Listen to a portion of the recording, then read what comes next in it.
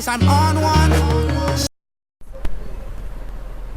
You know, we have ones that's Ras Tafari, live in the city, Kingston City, Manhattan, like you know, we live amongst our universal brothers and sisters, and Rastafari is for each and every one. So it's not a...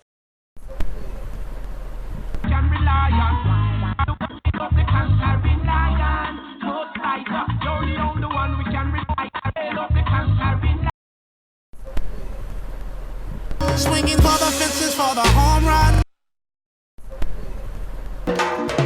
Habesha, Megusana, guess the Ethiopia. Habesha, Mr. Maya, the Farambasa.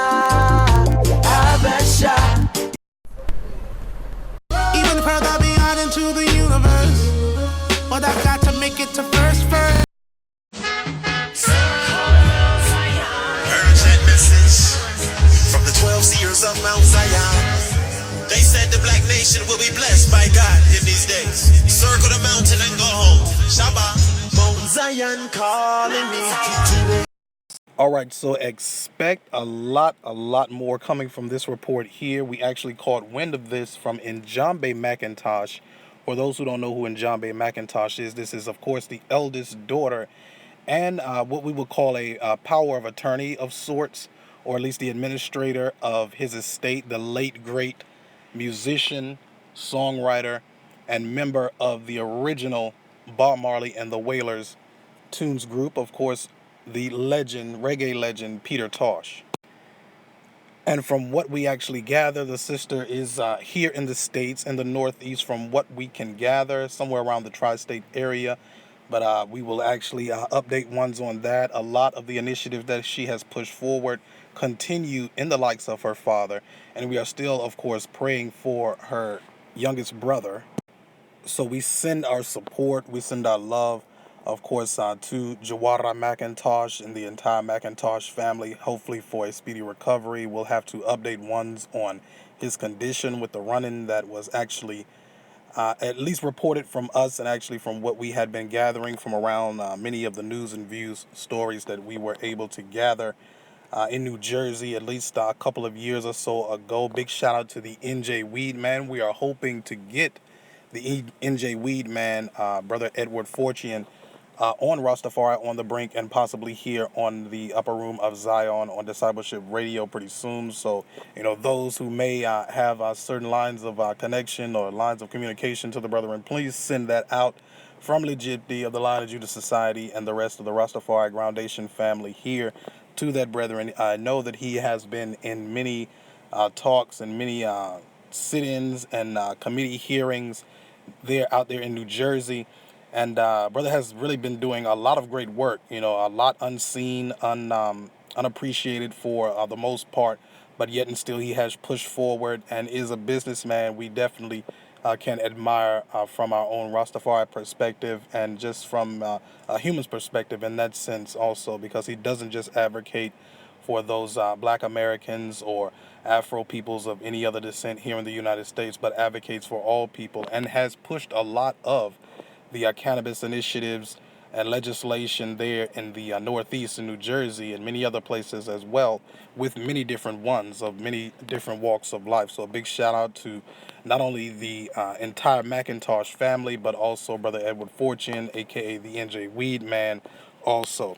But here, coming from U.S. News, entitled Marijuana Banking Bill Passes House in Historic Vote, subtitled here, it is the first marijuana reform measure to pass the chamber.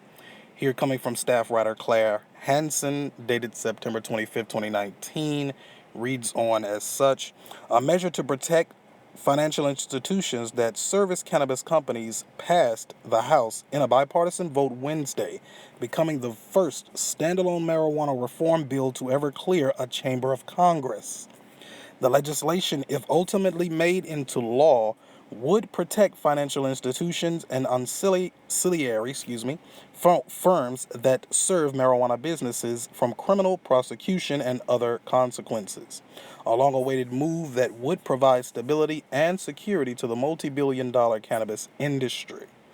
The measure, the Secure and Fair Enforcement Banking Act of 2019 passed the chamber by a vote of 321 to 103, so unanimously.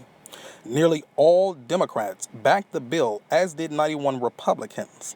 It required a two-thirds majority to pass because it was voted on under a procedure that suspends House rules, a move that allows bills that enjoy broad but not unanimous support to be voted on quickly.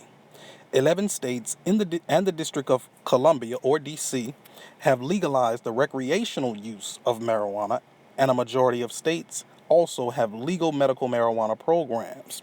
But the drug remains illegal at the federal level, making banks and credit unions wary of doing business with the industry because of the threat of criminal prosecution and regulatory consequences. The Safe Banking Act shields financial institutions who work with state and tribe level or tribe legal cannabis businesses from those consequences. The bill moved out of the House Financial Committee in March and was sponsored by more than 200 lawmakers at the time of the vote.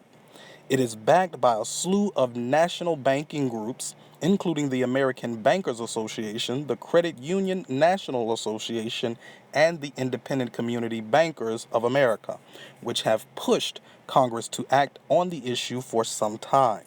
The National Association for State Treasurers, a bipartisan group of more than 30 state attorney generals, and the governors, 20 states have urged Congress to pass the bill.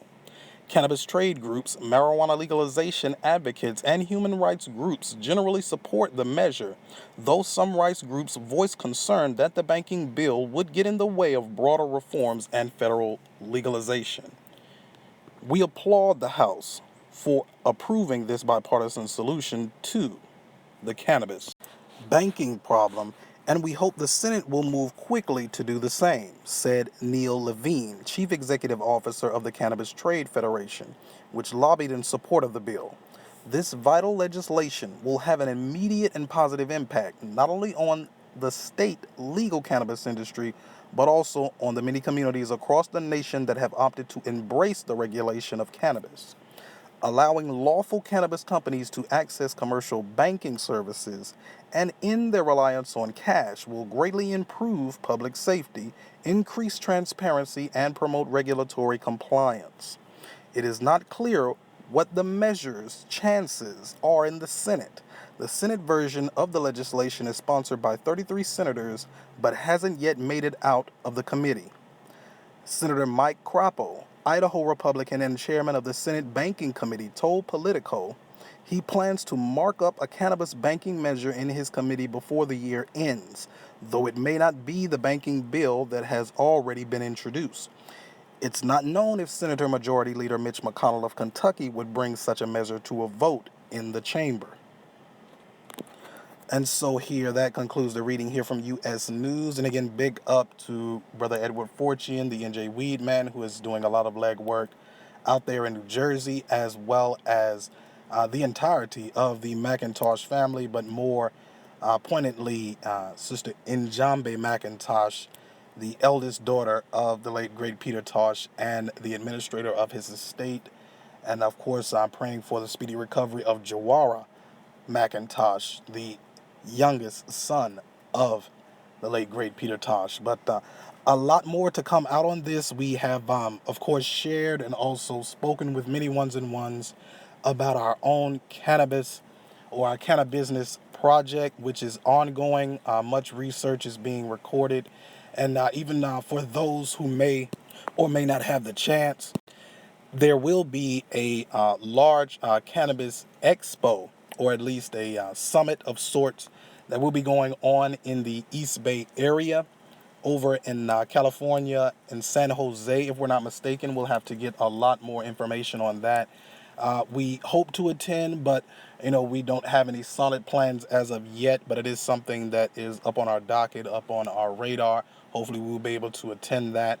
And we also can't end this segment without showing some love to, of course, our brethren, Brother Dawit, of course, with all the great work that he is doing out there in the western area of our states here on these shores with the cross-eyed cricket farms. Be sure to support that brethren with the cross-eyed cricket farms. A lot of great work that brother is doing out there, and we definitely have some correspondence with him from time to time, throughout many of our social media platforms, or whether here via a phone line, so on and so forth. But wonderful brethren, and continuously putting his nose to the plow, and definitely doing that groundwork day in and day out. So definitely be sure to support that brethren, and many other ones who we will bring up, who are doing such things as the like.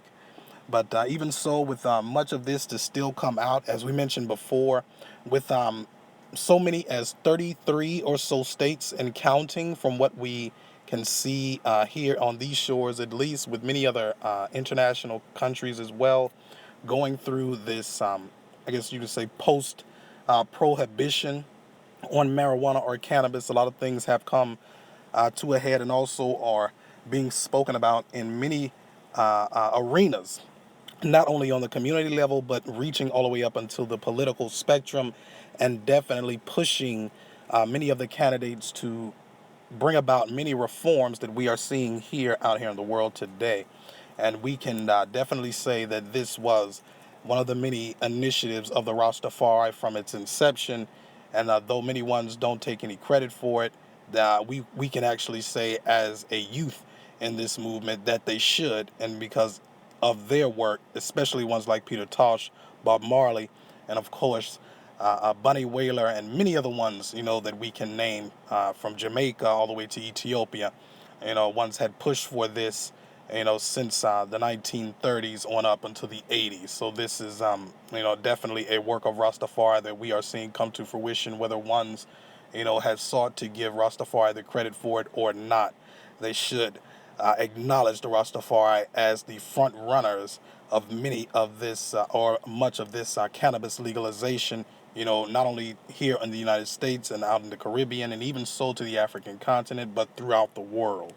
So that is something that we will keep on one's radar. We are also looking to again, work with ones and ones, whether they are gathering a lot of information within their own communities, within their own cities, their counties, their states, just to kind of archive a lot of the legislation that continues to come out as the days continue to pass along, as we are coming, here into the fourth quarter of the year, the fiscal year, as far as this administration and this system of things here on these shores is concerned. And we will continue to bring out more information as it comes to us.